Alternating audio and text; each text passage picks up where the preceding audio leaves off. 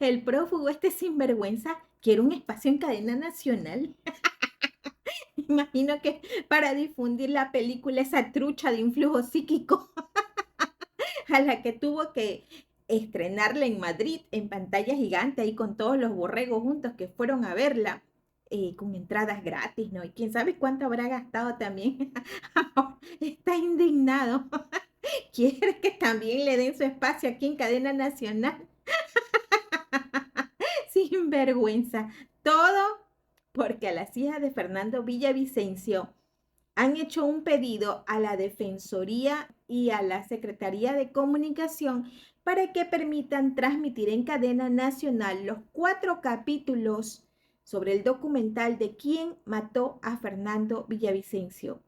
Eso es, yo considero algo muy importante que todos los ecuatorianos tenemos que saber, sobre todo porque se han dado tantas mentiras, tantas cosas oscuras, ¿no? En medio de la muerte de Fernando Villavicencio y que aún no logran esclarecerse, y también tantas mentiras que se ha difundido por parte del correísmo. Oye, prófugo sinvergüenza, ¿y hasta cuándo quieres tú que el pueblo ecuatoriano te esté manteniendo, pidiendo espacio para cadena nacional? ¿Estás indignado porque le han dado ese espacio a las hijas de Villavicencio? Que por lo menos eso se merecen. Y tú vienes a llorar. ¿Acaso no fueron suficientes 10 años de salir y salir en las cadenas nacionales, en Sabatina? 523 enlaces ciudadanos costaron más de 15 millones de dólares al pueblo ecuatoriano sin considerar gastos de viáticos ni de movilización. Cada enlace costó más de 42.000 dólares. Cada enlace. Todo para lavarle el cerebro a tus borregos. Y así quieres más. Sin vergüenza. Tus cadenas nacionales sirvieron para difamar a periodistas y a medios de comunicación. Además de los enlaces ciudadanos en las sabatinas, usaste los medios públicos para difundir la posición oficial, que bueno, eso me parece de lo más normal.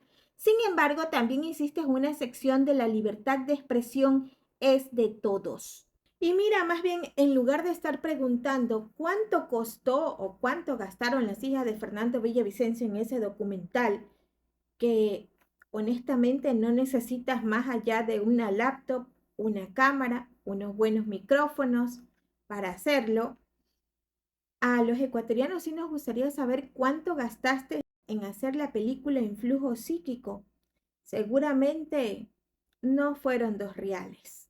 Y para que veas que Ecuador es un país de justicia y no de dictadura, como dices, la libertad de expresión es de todos, pues ahora el turno es de las hijas de Fernando Villavicencio, que van a exponer al Ecuador todo lo que ocurrió tras la muerte de su padre. Y me parece lo más justo. ¿Quién ordenó el asesinato de Fernando Villavicencio? No preguntamos quién jaló el gatillo, ni quién entregó las armas, porque eso ya lo sabemos. La respuesta no le incumbe solamente a nuestra familia, le incumbe al Ecuador entero. Han sido casi 3 años de aprender a manejar esta tragedia, de aprender a sostenernos, de aprender a convertir esta oscuridad en luz. Hemos llegado a un punto en el que ya no contamos ni siquiera con los recursos necesarios para sostener nuestra defensa. Por eso hemos solicitado que la Defensoría Pública la asuma. Junto con esa solicitud, pedimos 4 espacios en cadena nacional para contarle al país esta historia. Pues lo que está en juego no es solamente el asesinato de nuestro padre, sino el destino de todo el país. Este es un facsímil, una copia de un cheque de $230,000 a la orden de María Christensen y estaría firmado por Jorge Cherres. ¿Conoce usted este documento? Sí, por supuesto que lo conozco, señor presidente. 3 años hemos investigado el crimen de nuestro padre. Tenemos claro que se trató de un crimen político que empezó mucho antes de que se apretara el gatillo. Empezó cuando las decenas de investigaciones de Fernando fueron dejando al descubierto una estructura criminal. Durante más de 20 años, nuestro padre investigó esa estructura. La denunció en reportajes y libros. La denunció como asambleísta y como presidente de la Comisión de Fiscalización. La denunció ante la Fiscalía y finalmente la denunció como candidato presidencial. Fernando siempre lo señaló con nombres, apellidos y pruebas. siempre con pruebas. Muchas veces insistió en una frase que algunos consideraban exagerada: no existe crimen organizado sin poder político.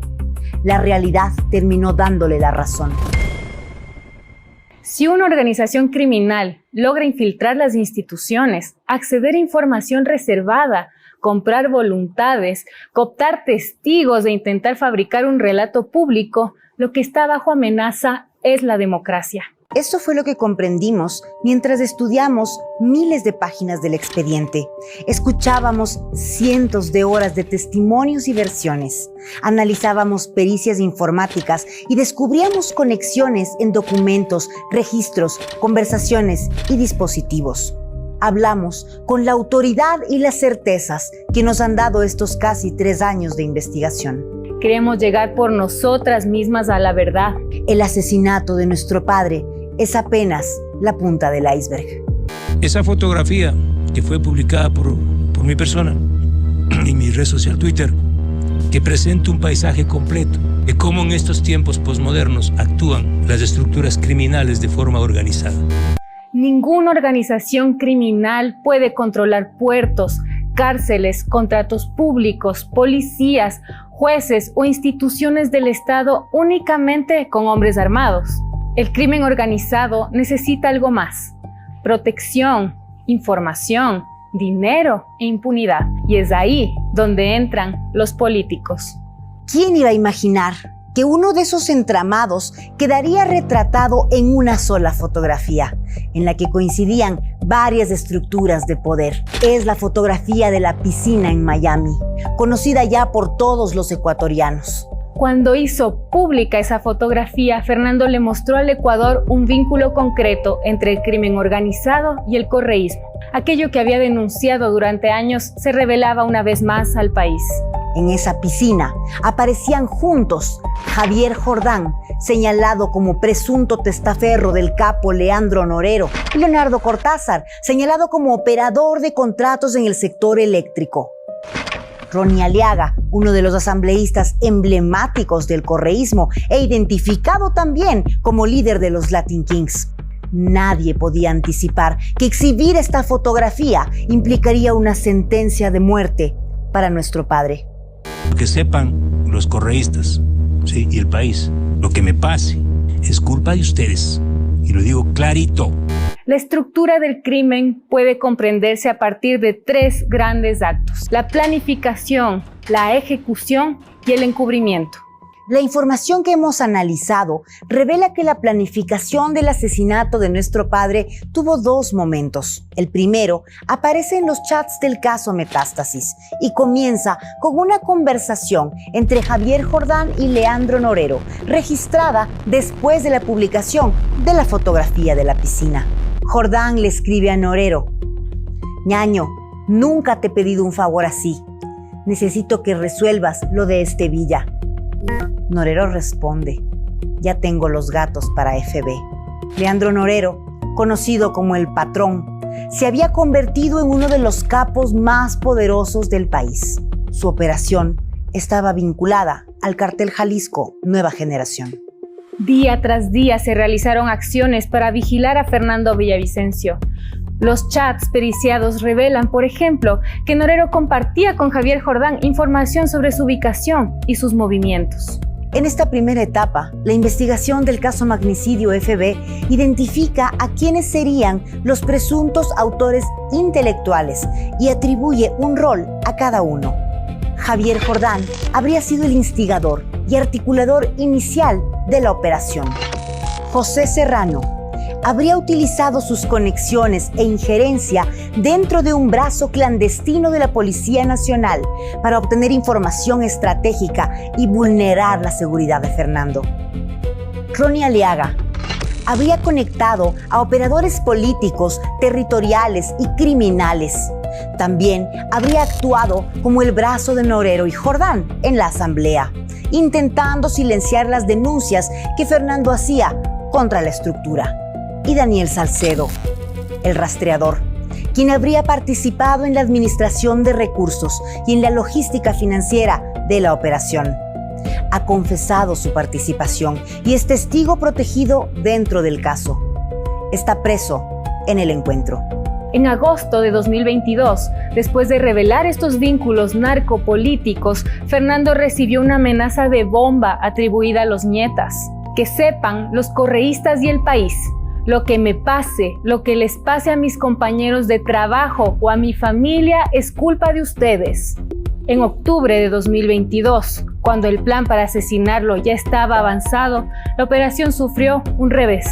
Leandro Norero fue asesinado en la cárcel de Cotopaxi. La estructura perdió a uno de sus principales articuladores y el plan habría entrado en una segunda fase.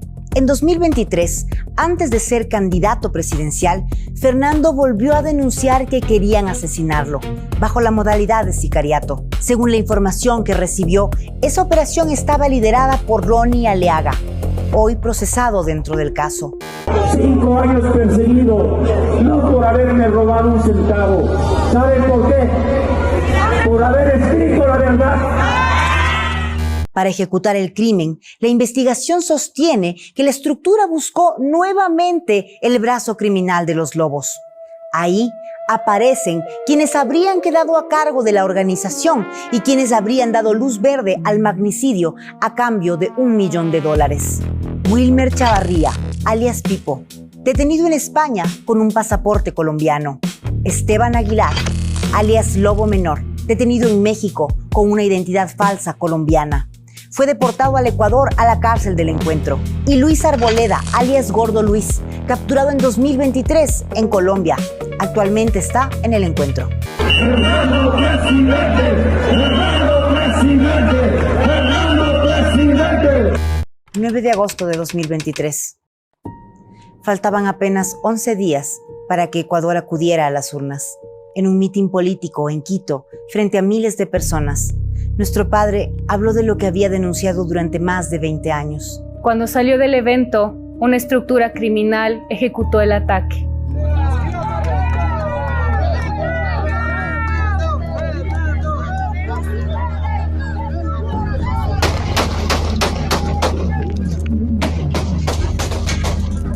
Una operación coordinada en la que más de 30 personas habrían participado en la planificación y ejecución. Hubo seguimientos, movimientos logísticos, armas de guerra, comunicaciones y una célula criminal lista para actuar. Un candidato presidencial asesinado en plena campaña electoral. La investigación identificó la participación de facciones de los Lobos, bajo la coordinación de Carlos Angulo, alias El Invisible, y Laura Castillo, alias La Flaca, quienes fueron sentenciados a 34 años y 8 meses de prisión como autor y coautora material del magnicidio. Otros miembros de la estructura recibieron condenas superiores a los 12 años. Deberías tener algo así como 713,000 en la cuenta. Una organización criminal entiende que para lograr impunidad no basta con matar a una persona, necesita destruir la verdad. Para encubrir el crimen, pretendieron ensuciar la memoria de nuestro padre, perseguirnos y destruirnos.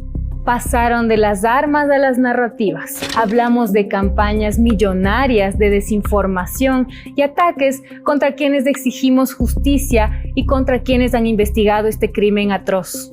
Después de que se señalara ante el FBI al correísmo como responsable político, 7 sicarios fueron asesinados dentro de las cárceles ecuatorianas. También fueron asesinados un exagente policial, Negro Yorkis, sicario de confianza de alias Gerald, y la novia de Carlos Angulo. Todos tenían información del caso. Daniel Salcedo y su hermano sobrevivieron de milagro a otro ataque.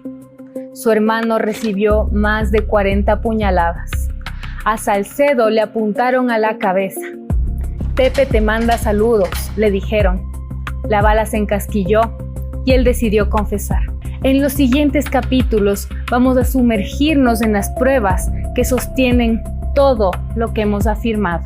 Vamos a mostrar cómo se conectan los hechos, quiénes habrían participado y qué papel habría cumplido cada uno de ellos dentro de esta estructura. A quienes ordenaron este crimen, a quienes lo planificaron, a quienes lo financiaron y a quienes todavía trabajan para encubrirlo, les tenemos un mensaje.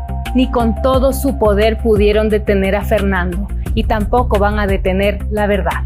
Por cada mentira tenemos una verdad. Por Fernando, nadie se cansa.